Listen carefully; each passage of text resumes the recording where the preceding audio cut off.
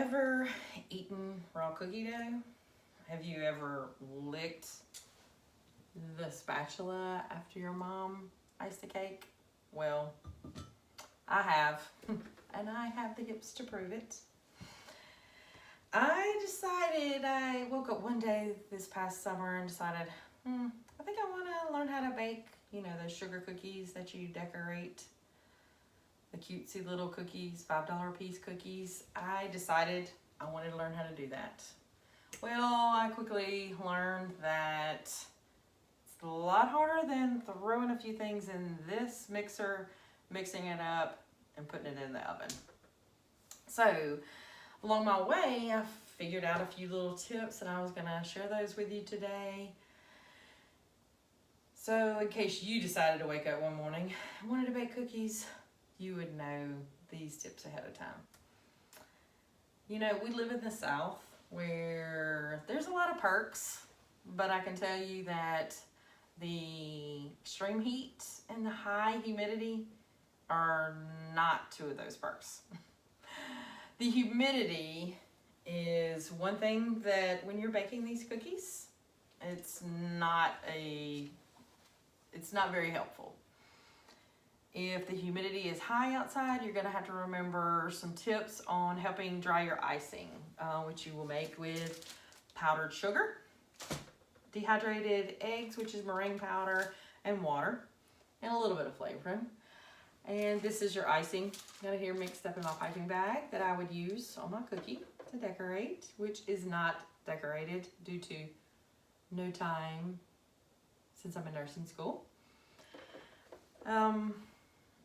You will need, after you decorate the cookies, you're going to place them on a little drying pan. You will need either a fan, a dehydrator, and or the temperature in your room needs to be at least about 68 or 70 degrees. The drying time is greatly increased when the humidity is in the extremes, like 90-95%, which is about 90 or 95% throughout the summer and well into the fall. So just keep that in mind. And then we're going to move on to the type of sugar that you're going to use. There's going to be 3 types that you will sometimes use. First of all, like I said, the powdered sugar. It's going to be what you make your icing with. And it's very easily manipulated. If it's too thin, you would just add a little more powdered sugar. If it is too thick, you will add a little more water. Then you're going to have your white granulated sugar, which is most commonly used in all recipes requiring sugar. And it is the sugar in sugar cookies. I keep mine in the refrigerator so it actually just kind of keeps it at a constant temperature and helps with the humidity and helps with the consistency of your dough. Little tip there. Brown sugar, there are some recipes that allow this, or they will say you can exchange it, but that would require a little bit of trial and error on your part due to your baking times for your own oven and the humidity outside. Brown sugar requires a longer amount of baking time.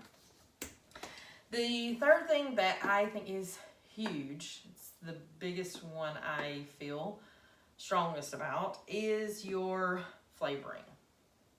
Your audience really determines that. You have like your birthday parties for kids. Yes, vanilla and butter flavored cookies would be a huge success. And then you have your showers, your baby showers, after church. A room full of women are going to love almond flavored cookies. They just love it.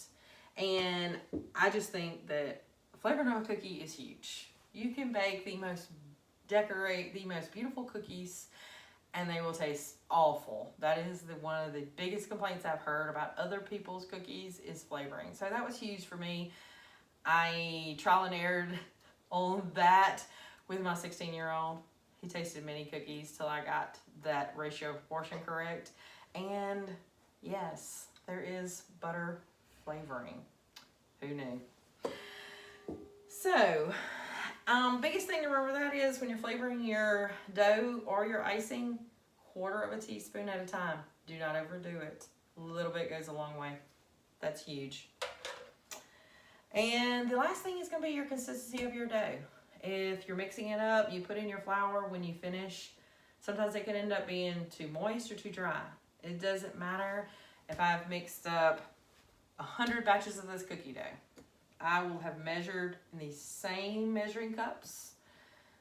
Here, use the same bowl, same amount of butter, unwrap these same blocks of butter, use these same eggs that I've bought from the store consistently.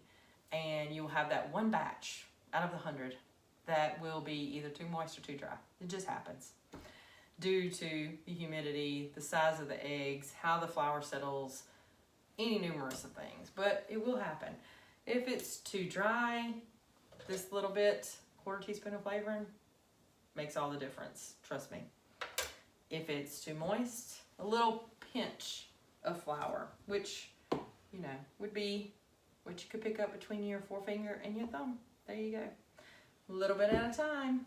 That's huge. So, and that's really one of the biggest things with making these cookies is you want it to be the right consistency, which if it is, all of the batter, if you were to pull after you mix, all of it would be stuck to this mixer right here. None would be left in the bowl when you pick this up. So just keep that in mind. And you would want to roll it out, put it on a baking sheet, put it in the freezer for about 10 or 15 minutes. When you pull it out, you would cut your shapes. That's going to help it keep its shape when it's baking. And you want it to stay almost exactly the same size as your cookie cutter. There you go. Look, my R. It's almost exactly the same. And this is a little pumpkin. And I wish they were all decorated for you, but again, nursing school.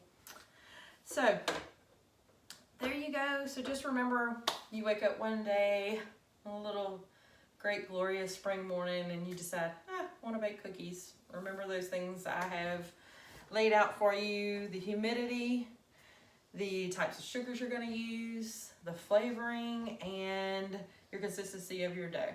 And you will be already ahead of the game. So, happy baking.